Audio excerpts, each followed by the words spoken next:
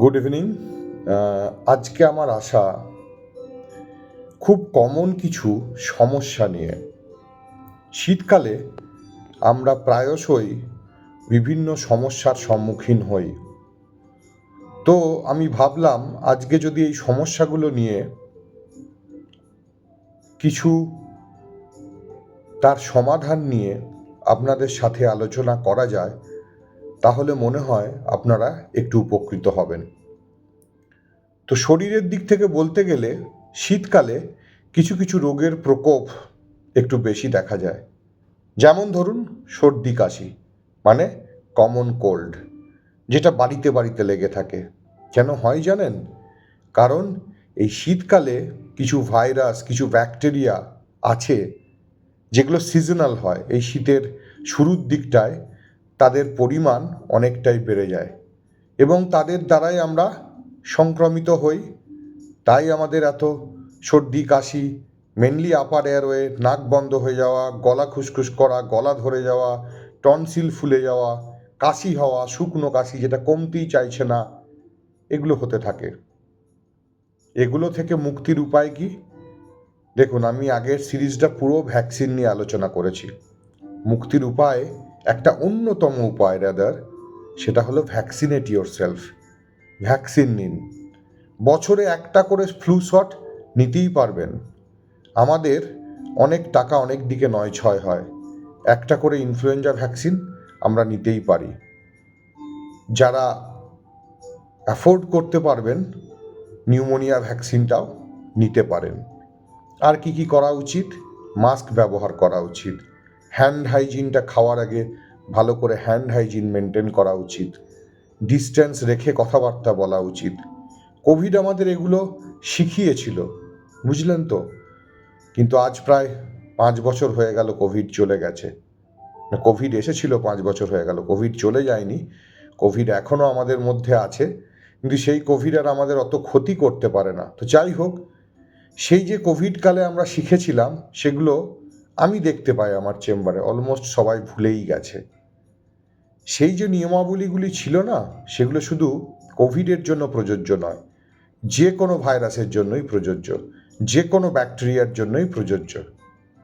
এবার দ্বিতীয় আসি, অ্যাস্থমার রুগী, সিওপিডির রুগী, এদের না বাড়াবাড়িটা শীতকালে আবার একটু বেশি হয়। কারণ কিন্তু সেই একই। কি কারণ? এই ভাইরাল, এই ব্যাকটেরিয়ার প্রকোপ। বেশিরভাগ অ্যাস্থমা, সিওপিডি এক্সারবেশন কিন্তু ভাইরাল ইনফেকশনের জন্যই হয়ে থাকে। সুতরাং সলিউশন সেই একই, আপনারা ঠিক সময়ে ভ্যাকসিন দিয়ে দিন।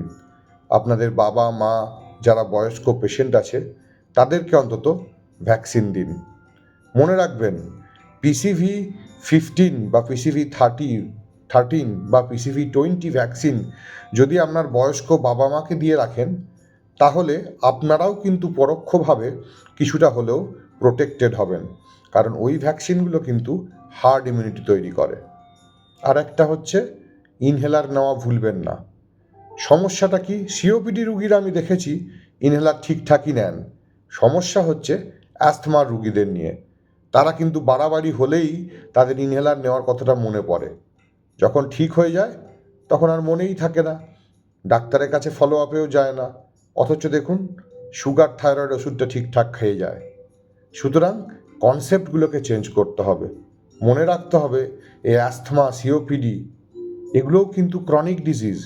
এগুলোরও রেগুলার ট্রিটমেন্ট, ফলো আপের দরকার আছে। এবার তৃতীয় যে পয়েন্টটা নিয়ে কথা বলা দরকার, খুব গুরুত্বপূর্ণ কথা, সেটা হচ্ছে আপনারা একটু খেয়াল করে দেখবেন, এই শীতকালে কিন্তু স্ট্রোক বা হার্ট অ্যাটাকের পরিমাণ অনেকটাই বেড়ে যায়। কারণ কি বলুন তো? শীতকালে প্রেশার অনেক সময় অনিয়ন্ত্রিত হয়ে যায়। দেখা যায় যে রোগীর গ্রীষ্মকালে একটা প্রেশারের ওষুধ খেয়ে প্রেশার কমে যাচ্ছিল, তার ক্ষেত্রেই শীতকালে দুটো প্রেশার ওষুধ খেতে হচ্ছে, না হলে কন্ট্রোল থাকছে না।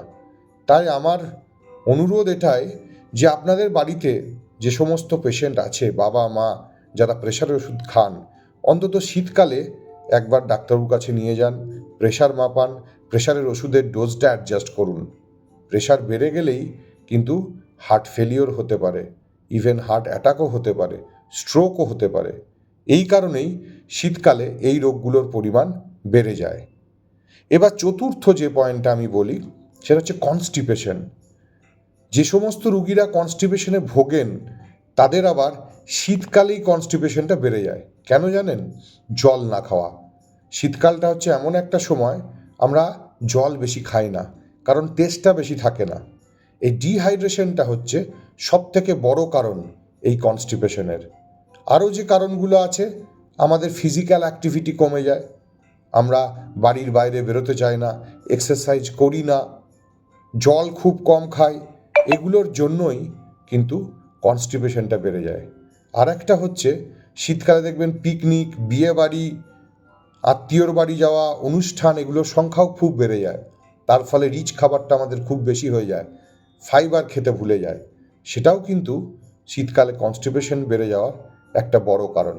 তাই আমার পরামর্শ হবে এক্ষেত্রে, শীতকালে আপনারা জলটা বেশি করে খান, ঈষৎ উষ্ণ গরম জলও পান করতে পারেন, ফাইবার জাতীয় খাবার বেশি খান এবং বাড়িতে একটু এক্সারসাইজ করতে পারেন। বাইরে বেশি না বেরোনোই ভালো। যারা আপনাদের বয়স্ক বাবা মা আছে, শীতকালে বাইরে বেশি বার করবেন না, বাড়িতেই থাকুক, কিন্তু বাড়িতেই একটু এক্সারসাইজ করুক প্রতিদিন। তাহলেও কনস্টিপেশনটা কিন্তু অনেকটাই কাটবে।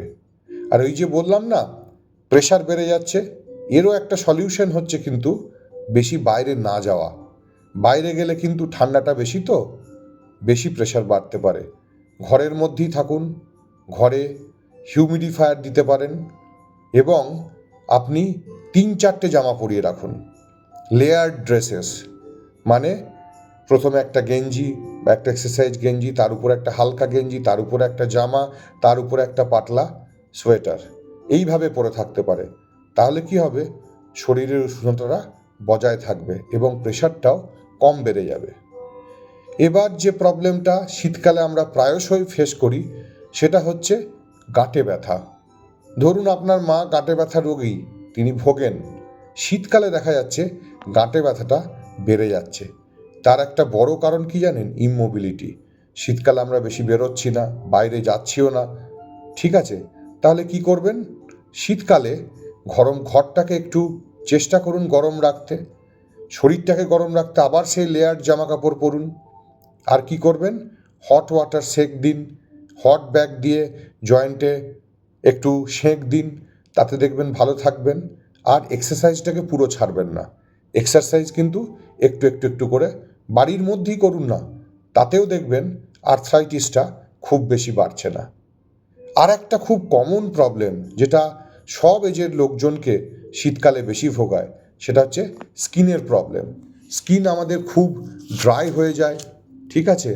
আমাদের ঠান্ডা হাওয়া শীতকালে প্রচুর দেয়, তার ফলে কি হয়? স্কিন আরও ড্রাই হয়ে যায়, টেম্পারেচার কমে যায়, তার জন্য স্কিন ড্রাই হয়ে যায়, হিউমিডিটি কমে যায়, স্কিন ড্রাই করে দেয়।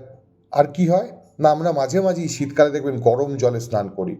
এই গরম জলে স্নান করলেও খুব গরম জল ইউজ করলে স্কিনের যে অয়েলি পোর্শন না, সেটা চলে যায়, তার ফলে স্কিন আরও ড্রাই হয়ে যায়। সলিউশন কিন্তু সেই একই, আপনি লেয়ার্ড জামা কাপড় পরুন, বাড়ির মধ্যে একটু এক্সারসাইজ করুন, বাইরে বেশি বেরোবেন না।